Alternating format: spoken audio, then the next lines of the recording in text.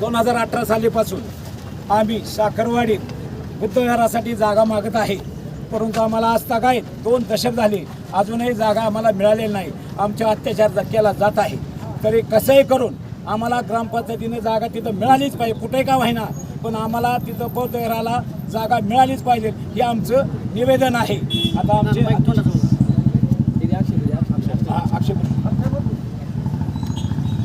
आज साखरवाडी तालुका फलटण जिल्हा सातारा या गावातून शेकडो भीमसैनिक लॉंग मार्च करत पायी फलटण शहरामध्ये चालत आलेले आहेत.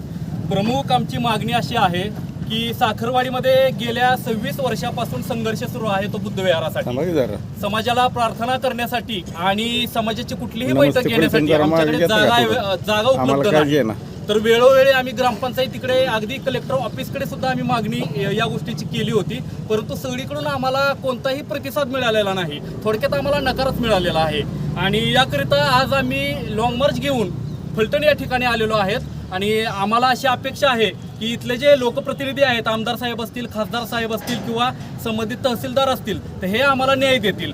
आमची मागणी अशी आहे की साखरवाडीमध्ये जागा उपलब्ध नाही असं ग्रामपंचायत कारण देऊन प्रत्येक वेळी हात वर करते, परंतु आम्ही थोडीशी माहिती घेतल्याच्या नंतर साखरवाडीमध्ये 2 जागा उपलब्ध असल्याचे आमच्या निदर्शनास आले.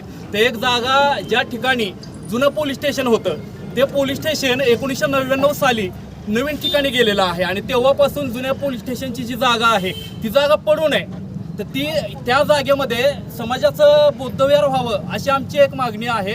आणि दुसरी त्यालगतच एक्साईज बंगला म्हणून जवळपास एक 15-20 गुंठे जागा अवेलेबल आहे. ती जागा सुद्धा अतिशय घाण आहे, खराब आहे, जनावरं त्या ठिकाणी घाण करतात. तर ती जागा जर समाजकार्यासाठी वापरात जर आम्हाला मिळाली तर शासनाला हरकत काय आहे? त्यामुळे या 2 जागेची मागणी घेऊन आम्ही या ठिकाणी आलेलो आहोत आणि आम्हाला असा विश्वास आहे की आमची मागणी पूर्ण होईल. परंतु जर आता आम्ही अशा पद्धतीने निर्धार केलेला आहे की जर आमची मागणी पूर्ण होत असेल तर आम्ही इथून माघारी जाऊन नसेल तर आम्ही या ठिकाणी उपोषणाला बसणार आहोत जोपर्यंत मागणी आमची पूर्ण होत नाही, असं आम्ही आमच्या समाजाच्या वतीने जाहीर करतो. डॉक्टर बाबासाहेब आंबेडकर विजय असो, डॉक्टर बाबासाहेब आंबेडकर विजय असो.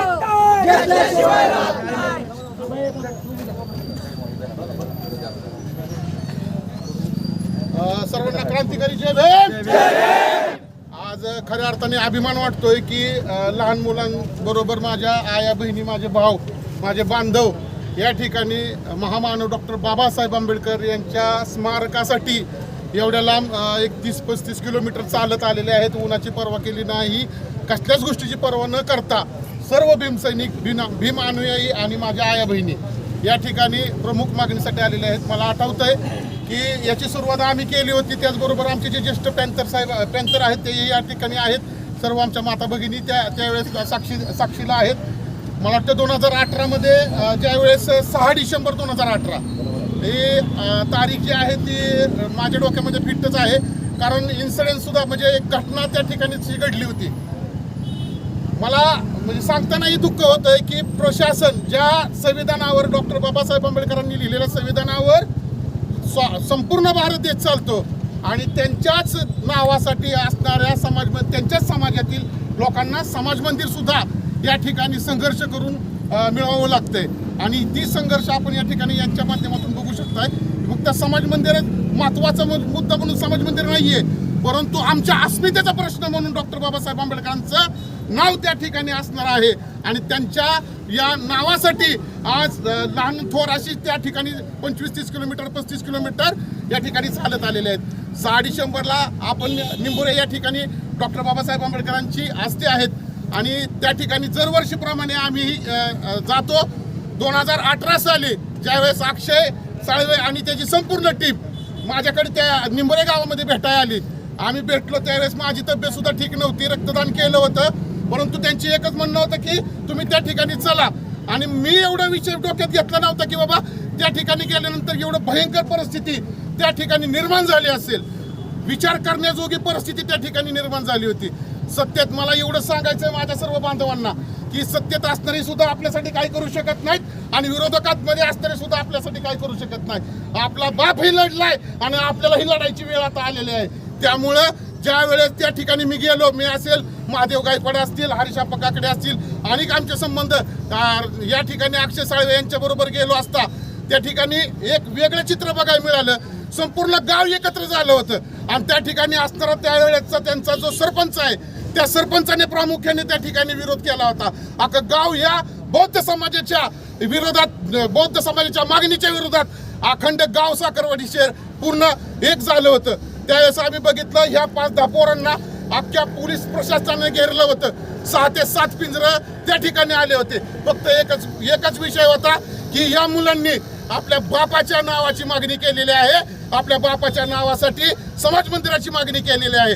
पडीक जागा आहे आणि पडीक जागा असताना देखील जर त्या ठिकाणी प्रशासन आम्हाला देत नसेल तर बाबासाहेबांचं एक वाक्य आहे की मागणे से भीक मिळती है, संघर्ष से अधिकार, आणि तो अधिकार आता आम्ही घेणार आहोत.